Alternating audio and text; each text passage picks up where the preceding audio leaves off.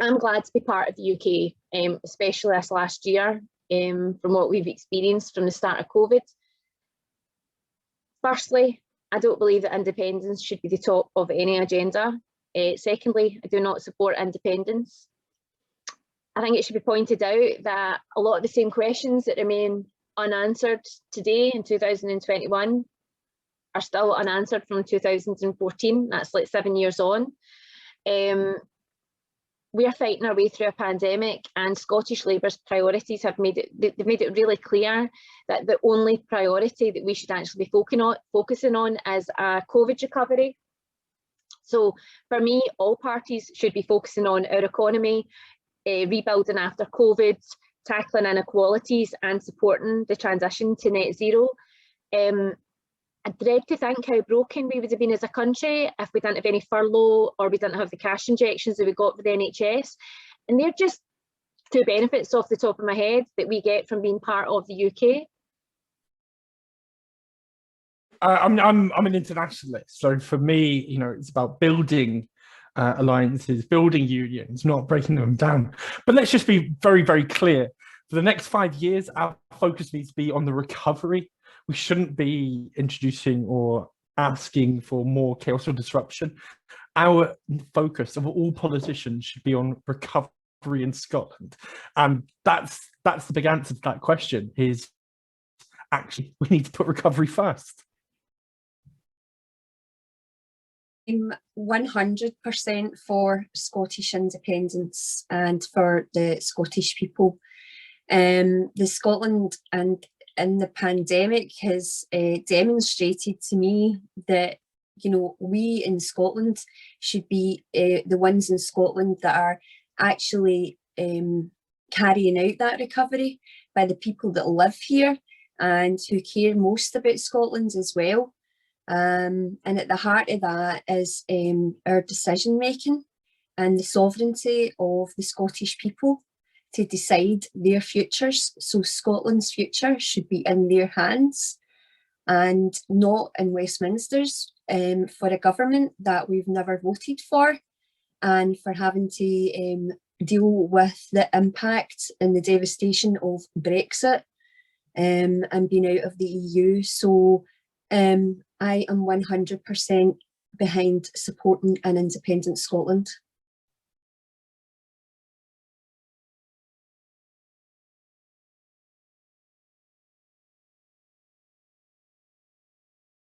First of all, I think we need to be really clear that defence is a reserve matter.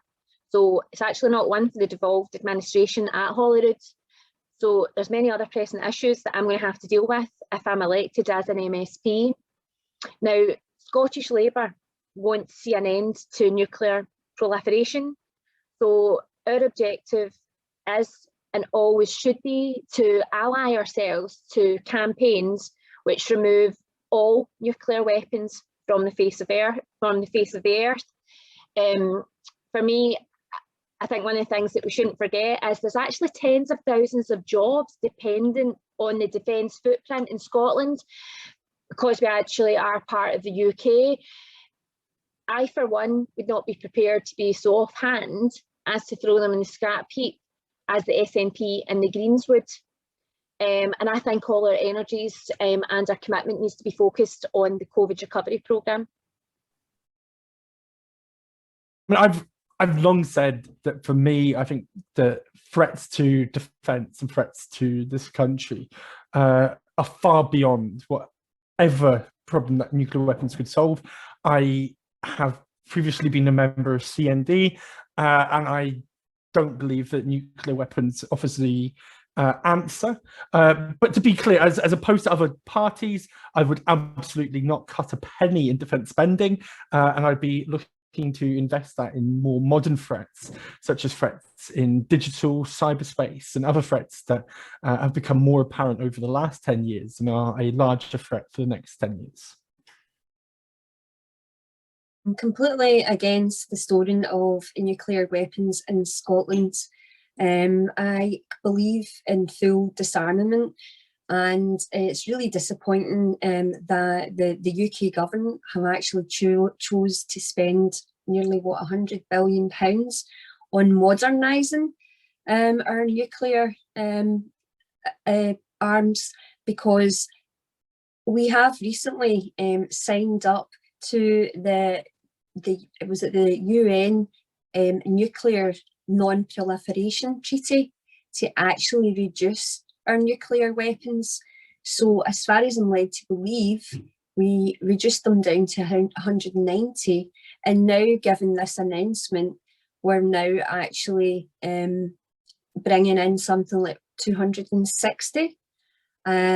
We've learned absolutely no lessons. It's, a crime against humanity. After we've seen the devastation that it's caused in Hiroshima.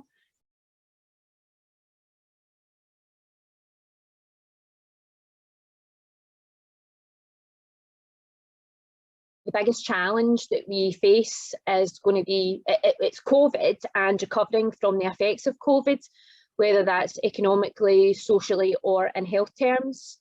Like, this COVID crisis isn't going to end the day that we defeat the virus. It's like the ripple effects are going to last for many years. We need to make sure that, that we don't lose a generation of youth due to a lack of education recovery. Because we're actually part of the UK, I think that we will actually be okay. Whereas, thinking about our previous question, if we had been ripped out of the UK, then I think our prospects would be dire. So, in answer to your question, the biggest challenge that we face is COVID, and I think that's why I'm so firmly in belief that the correct way is for Labour. When they have been promoting the fact that the next 5 years needs to be focused on COVID recovery in Parliament. The biggest threat, without a shadow of a doubt, is recovery. We need to put recovery first.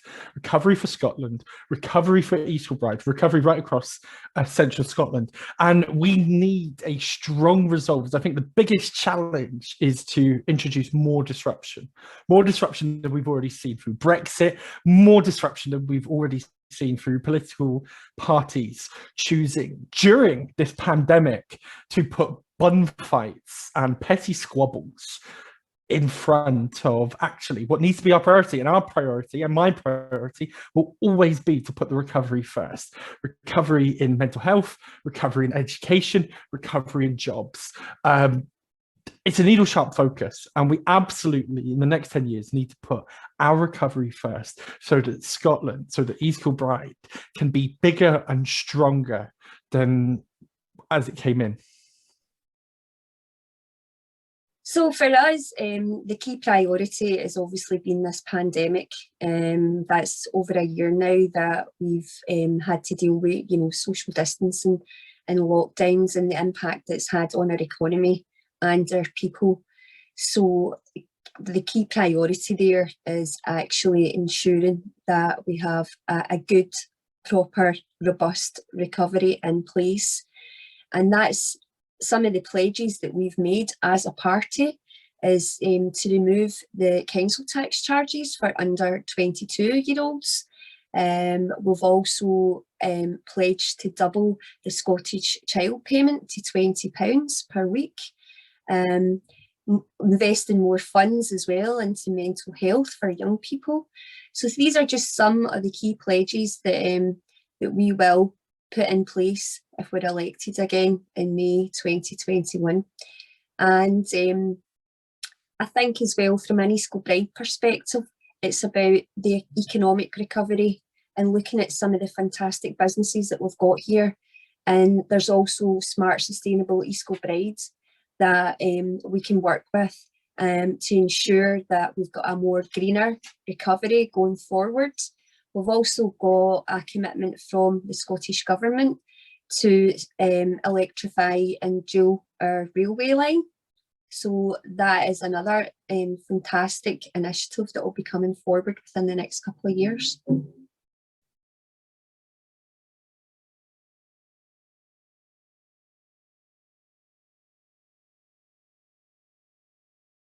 I hope with regards to Parliament, for it to be focused on matters that matter to the people of Scotland. that the Parliament is fully using its devolved powers. It's empowering decisions to be made by the communities rather than just the politicians in Holyrood. I think in regards to when I think about our NHS, I want it to go back to its original ethos that regardless of circumstance, that everybody gets treated, whether they can afford to pay or not. I don't want it to be the two-tiered system, separating those that can pay from those that cannot, which is what's happening just now. So in 10 years, I would like for that to be fixed. And we would need to have a social care system that was fit to tackle Scotland's ageing population. We would need to, in 10 years' time, I would like to hope that we had repaired the damage that was done to our education system. And that I would want Scotland to basically be a beacon of social justice with equality and opportunity for all, and that it would have a thriving economy. So yeah, I think that the people of East Kilbride deserve a strong voice speaking for them in Parliament. Again, as I said before, that's why I will be asking for both votes to be Labour. Well, I really hope that in 10 years' time, when I look at the political map of Scotland, it will all be Liberal golds right across it. But actually, what I want to see in 10 years' time is I want to see thriving, growing communities.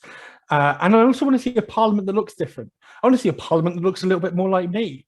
Ordinary folk who aren't career politicians, folk who never grew up aspiring to be politicians, actually find their place and find that they can actually add an awful lot of value, because I think there's an awful lot of solutions that can come from people that haven't necessarily had the most traditional background.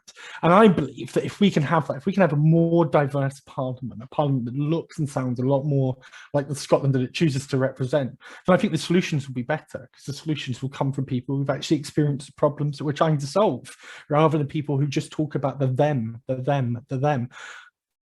It can be about me, and it can be about us, and it can be about we. And I think that's the kind of what I hope Scotland looks like in 10 years' time, is that rather than us talking about them, we can be talking about us and we.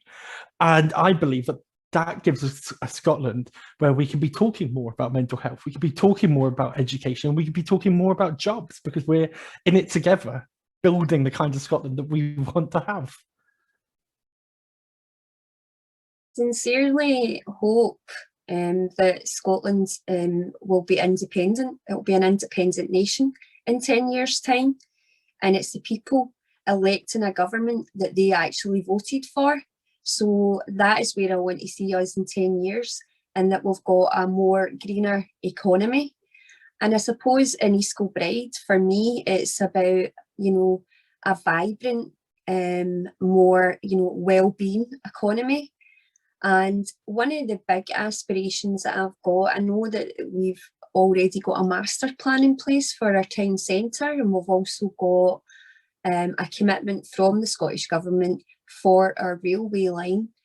But one of the big aspirations that I would like to see is our rail links being extended through to Hamilton. And I'll tell you why, because it has a huge impact on tourism, and for young people as well, and for a more greener economy. And it would be the jewel in the crown as far as East Kilbride's concerned, in terms of being part of Lanarkshire. And I think that's something that we're really lacking in. So that is my long-term aspirations for East Kilbride in Scotland in the next 10 years.